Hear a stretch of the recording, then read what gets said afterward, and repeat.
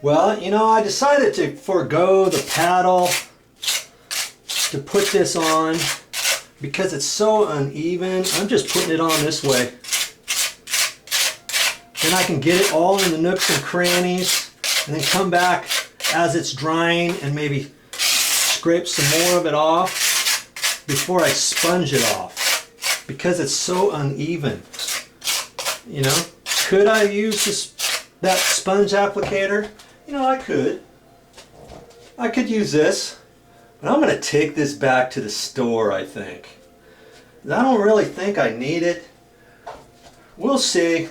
The verdict's not in just yet, but this seems to be working, so that's why I'm going for it.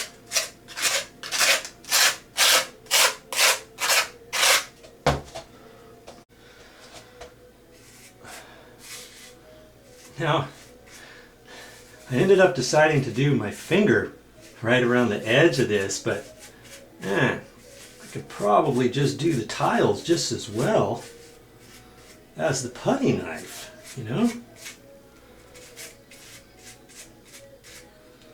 Whatever works, do it.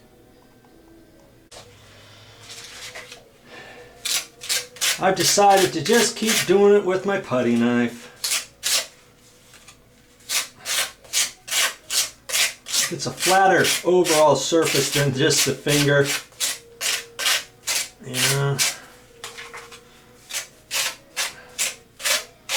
This is an unorthodox way to grout your rock. And it doesn't have to be on a countertop. It can be something else, a shower floor. Well, if it's like that, I'd use the rubber applicator, you know. I haven't tried yet.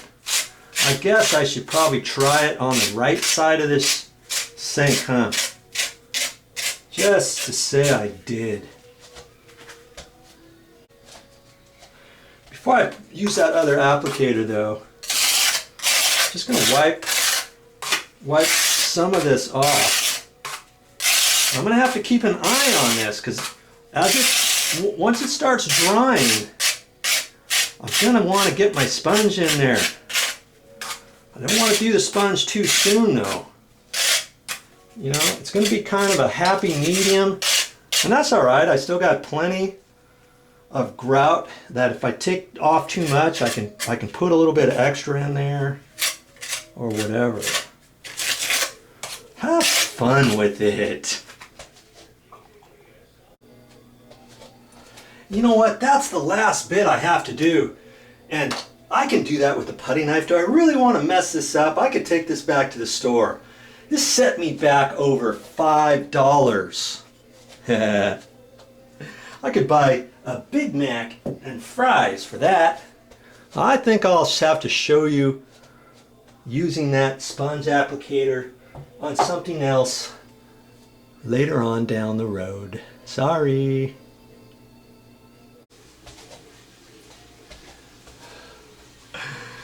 A new way to lose some weight. Leave your air conditioner off. Do this in the middle of the summer. No exhaust fan, no ceiling fan on, no nothing. It feels like a sauna in here, let me tell you. Jeez. And so, here I got it. Just like this. And I've wiped off as much of this as I could with the knife. You know, after I got it on. Okay, now I'm just going to let that sit for a while. I got to let that sit until it starts drying. I don't want to let it dry so hard that I can't get that off with the sponge. But I don't want to take it off too soon, so I drag a lot of this in between the nooks and crannies out. Okay, so be careful when you're doing this. You see this bit right here, I did a little test, and I did that with my finger and wiped it off, and then I wiped off some of the rocks just to see how it was going to blend in. So that's why the rest of this, I've got to get it off just in the right time. Worst case scenario, if I take it off just a hair too quick, I can catch that stop, put a little bit more grout on and wait a little bit longer. The last thing you want to do is what? Wait too long. Now because I was tying that in to the backsplash, doesn't it look nice and tight there? Of course I had to use my putty knife along there and get that in there. Okay, that's another reason why I decided not to use that applicator, because I didn't want to raise that and spooge it up on top of the backsplash. Okay? Well, sometimes you just gotta do what you gotta do. Wow, this is looking pretty good. Now, I took the sponge, and this is a little bit different than waiting too long for the top layer to dry on regular tile, because the nooks and crannies are so different than regular tile. So I was getting kind of concerned. I should wipe some of this top area off, and I could use my scouring side. I rubbed on there a little bit, you know, kind of hard but soft at the same time, you know. That way when I got the top surface off, I could rinse that off and go with the yellow surface. And see, if I do it in circular motions, then around each tile, it kind of gets it and blends it in. Had I left that concrete go too long, man, I'd have had a big, huge mess on my hands. Okay. So I worked this a little bit up to this point, and now that I've got it kind of blended in like I want, and the top surface down a little bit, I can let this sit.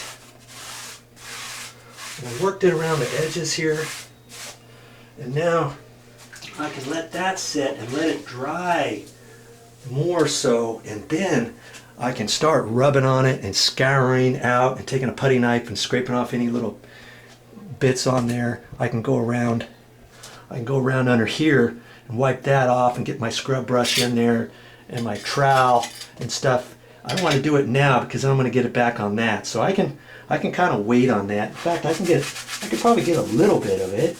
My scouring side. You know, I guess I'll do that around the entire bowl as best I can, and then I can get the rest with the putty knife. In fact, I could probably do the putty knife now, trying to be careful not to gouge it in. Yeah, I guess I'll do that now. It'd be easier to do it now before that concrete residue dries, you know? Okay, so I'm going to work on that all the way around there, clean up around the edges. Then, and only then, can I let it dry. Man, now I see why the last person didn't do this down here. Because it's a lot of work. But you can do it. That's what? You can do it. Just get in there with your putty knife and your sponge. I guess that's why you gotta get that edge as good as you can before it starts drying too much, because you see, that's gonna contour your grout right in there next to the sink and the adjoining rocks and all that. That's why if you got an uneven surface like this, you got to do a little bit of work before you let it dry too much on you, you know? When you read on the directions, it doesn't tell you to do it this way. That's why you're watching this video though, huh? Well, there you go. You thought it couldn't be done, but guess what? It's done. Well, the sponging anyways. I'm going to let this dry. There's a couple more steps I'm going to do after this, because there's going to get some efflorescence in there. What that is the concrete residue of the mortar. It's going to be over the top of these tiles. So the rock. So once that's dry out of the way, I'm going to take some cheesecloth and then I'm going to rub on there and wipe some of that off. Then I'm going to seal that. That's gonna look good. Well, that's all I got for this time, but I'll be back with more videos.